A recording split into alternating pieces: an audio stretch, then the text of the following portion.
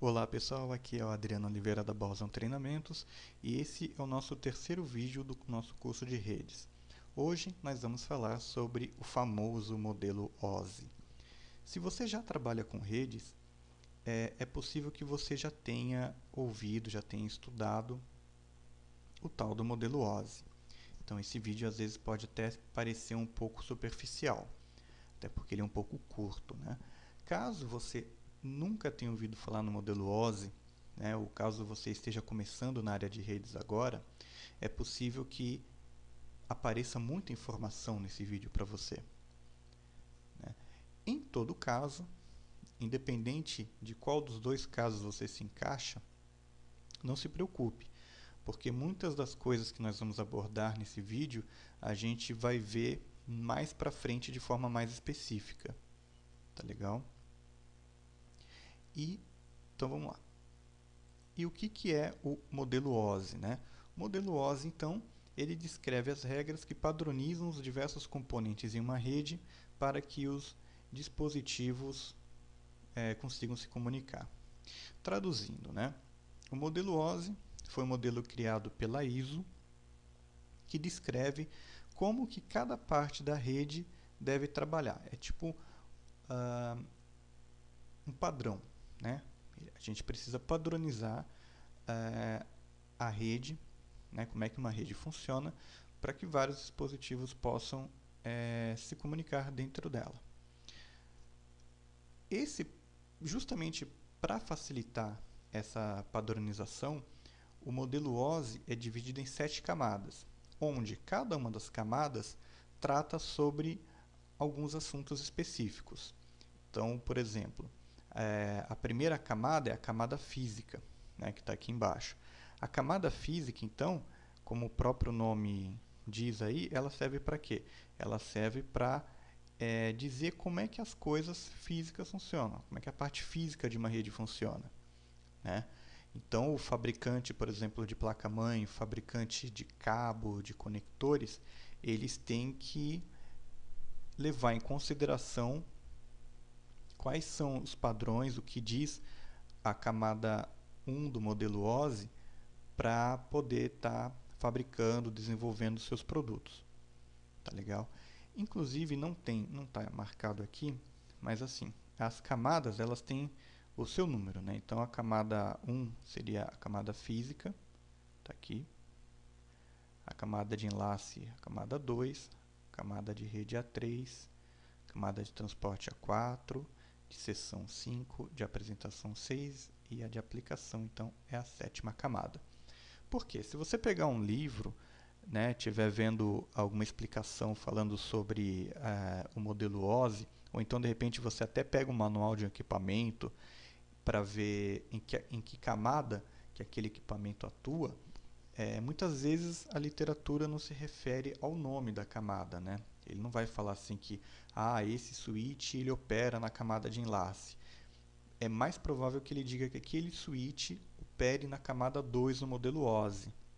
Seria o famoso switch layer 2, por exemplo, né?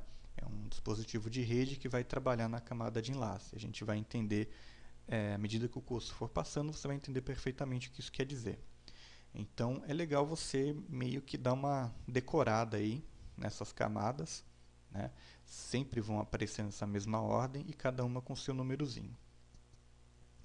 E cada camada então vai descrever alguma coisa em específico. A camada de número 7 é a camada que eu coloquei ali, interfaces com aplicativos, né? Então imagina assim, tudo aquilo que você vê, tudo aquilo que o usuário consegue mexer no computador na parte de rede. Por exemplo, o seu programa de e-mail, o seu programa para navegar pela internet. Esses programas, eles precisam eles precisam acessar a rede, né? E esse acesso à rede, ele não é feito aleatoriamente, ele é feito com alguns padrões, e esses padrões, eles são justamente eles funcionam corretamente por causa do protocolo que está por trás disso. O que é o protocolo? São aquelas regras, né? A grosso modo, a gente pode considerar que são regras que fazem com que aquele aplicativo consiga acessar e ser acessado da rede de uma forma correta. Então, aqui na camada de aplicação, nós temos alguns protocolos de rede, como o POP e o SMTP. Esses protocolos eles dizem respeito a como os e-mails podem ser recebidos e enviados através de um programa, né? Quando eu falo camada de aplicação, eu não estou me referindo exatamente ao programa. Eu não estou me referindo, por exemplo, ao Outlook Express ou ao Firefox. Eu estou me referindo aos protocolos, né, as regras que permitem que esse programa consiga fazer com que o usuário se comunique com a rede. Então, a gente vai ver depois alguns desses protocolos, eles são protocolos bem conhecidos da gente, bem importantes, e eles sempre então seguem aí as regras da camada número 7 do modelo OSI. Já na camada 6, ela diz respeito aos formatos e à criptografia. Para resumir a ópera, quando você acessa uma página na internet, né, essa página você pode ver, por exemplo, uma foto, você pode ver vídeos, e cada uma dessas coisas, você lê textos, né, e tudo isso tem que ter um formato que ele é transmitido na rede, né, ele é transmitido através da rede, mas ele deve aparecer para você no formato que o computador e que o usuário consigam entender, consigam interpretar aquilo, né? Então, esses formatos, então o formato da foto pode ser um GIF, pode ser um JPEG, o formato da musiquinha que você está ouvindo pode ser, por exemplo, um MP3. Essas coisas, então, elas seguem as regras aí que aparecem na camada de apresentação. Uma outra coisa que a camada de apresentação diz respeito também é a parte de criptografia. Não é a única camada que faz isso, mas assim, quando você, por exemplo, vai acessar um banco, né, e esse banco, e quando você acessa esse banco, esse acesso ele passa a se tornar um acesso seguro, porque os dados que trafegam entre o seu computador e o site do banco são criptografados. Tá? Então, isso é uma coisa que também diz respeito à camada de número 6 do modelo OSI. A próxima camada é a camada de sessão. Entre outras coisas, ela faz o controle da sessão entre aplicativos. Então, por exemplo, quando você está acessando, quando através do seu computador você está acessando um outro computador usando um programa, por exemplo, para acessar a tela de um outro computador, para você dar uma manutenção remota, alguma coisa assim, você abre, os computadores eles estabelecem uma sessão entre eles, né? Se você abrir um outro programa com esse outro host, ele vai abrir uma outra sessão. Então, a camada número 5, ela fala sobre como que essas sessões se mantêm separadas e como essas sessões elas são canceladas, elas são terminadas quando não há mais necessidade de comunicação entre esses aplicativos. A camada de número 4 é uma das camadas mais importantes, né? A gente inclusive vai fazer alguns vídeos só sobre só como funcionam os protocolos que atuam nessa camada. Pelo menos 1 ou 2 vídeos sobre coisas que estão aí na camada de transporte a gente vai fazer. Então, basicamente, ele tem duas coisas principais, a conexão entre hosts e as portas, né? Essa conexão entre hosts, né, entre outras coisas, ele define se essa comunicação ela vai ser uma conexão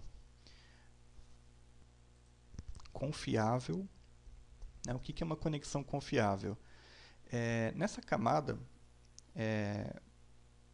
a gente atropelando um pouco aí os próximos vídeos, a gente tem dois protocolos principais. A gente tem o TCP e o UDP, né? TCP e o UDP. Diferença básica entre eles, né? A diferença grosseira entre eles é que o TCP ele é um protocolo orientado à conexão. Ou seja, tudo que eu envio, tudo que um host envia para o outro, ele pede uma confirmação se aqueles dados foram recebidos ou não, né? E o host que recebeu, ele manda, né, uma confirmação dizendo se ele recebeu ou não, ou se aqueles dados precisam ser enviados novamente. O UDP ele não pede essa confirmação, então ele não é orientado à conexão. Ele é mais rápido por causa disso. Então, na camada de transporte, decide-se qual desses dois protocolos basicamente vai ser usado, se vai ser o TCP ou o UDP. Existem outras coisas referentes a esse assunto que a gente vai ver mais para frente nos próximos vídeos, mas esse aí, na minha opinião, seria o principal. E a outra coisa seria a questão das portas, né? Para explicar rapidamente essa questão das portas é o seguinte: naquele exemplo que eu dei, você está acessando, você está no seu computador, você abriu o Internet Explorer ou Firefox ou Google Chrome para acessar páginas na internet, né? E você, nesse mesmo momento, pode ter aberto também o seu programa de e-mail, tipo o Outlook ou Thunderbird, para ler, né, para ver os e-mails. Você está com, basicamente, né, você está no mesmo computador acessando através de programas diferentes e serviços diferentes, né? Só que lembra, quando essas informações chegam para você no seu computador, como é que ele sabe quem é quem? Através da porta. Então, sempre que você faz uma comunicação com outro host, você tem uma porta de destino, né, e uma porta que é a sua porta, que é a porta de origem. Então, como é que essa comunicação trabalha?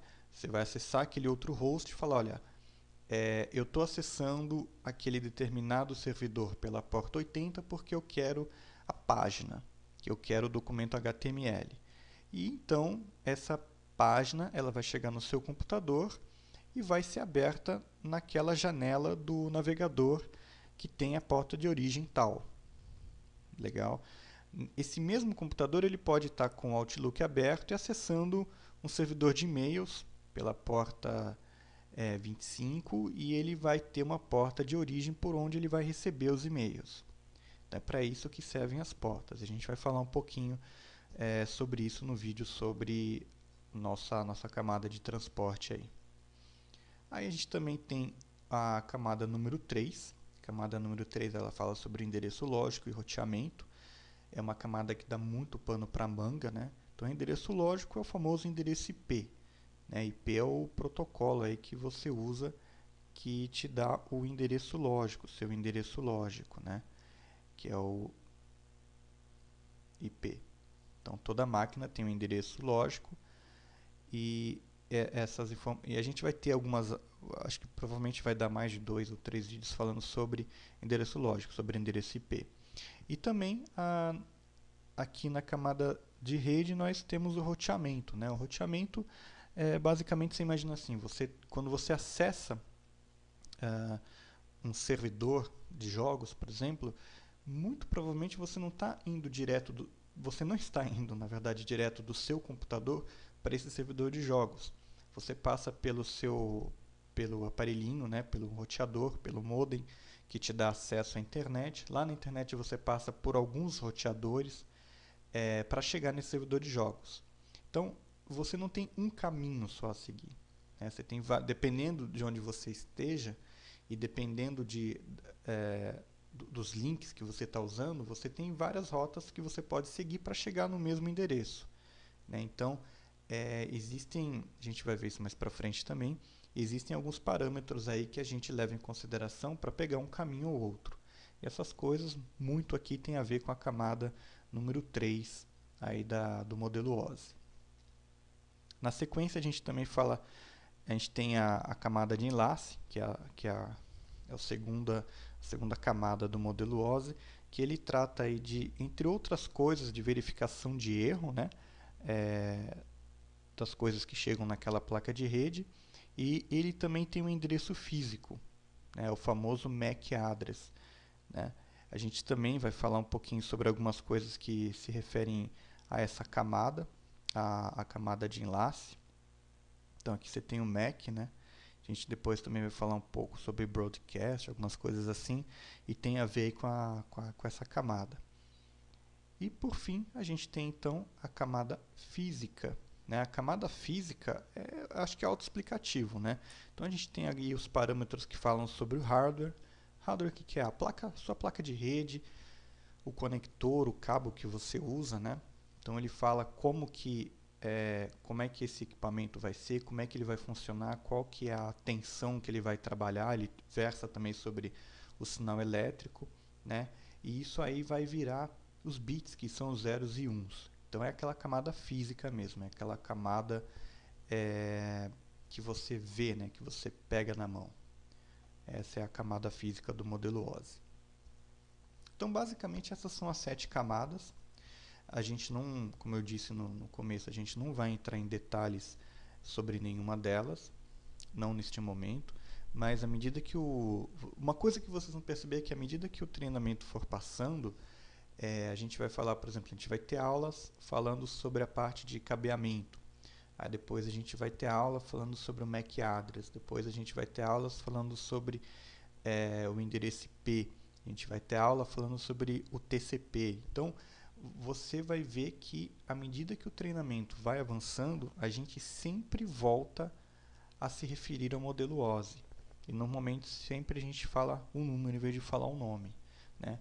Porque o modelo OSI é uma maneira legal até de você estudar a rede, porque você vai vendo parte por parte como é que ela funciona. Tá legal? Então a gente continua esse assunto no próximo vídeo. À medida que o tempo for passando, a gente vai incrementando mais alguns detalhes. Espero que você tenha gostado. E quem puder aí, pode seguir a gente no Twitter, no @BostonTreina. Pode se inscrever aí no nosso canal. Pode curtir a nossa página lá no Facebook. E é isso aí. Agradeço aí por vocês estarem assistindo esse vídeo, pela presença espiritual de vocês aqui na internet. E a gente volta aí com mais um vídeo em alguns dias. Muito obrigado e até a próxima.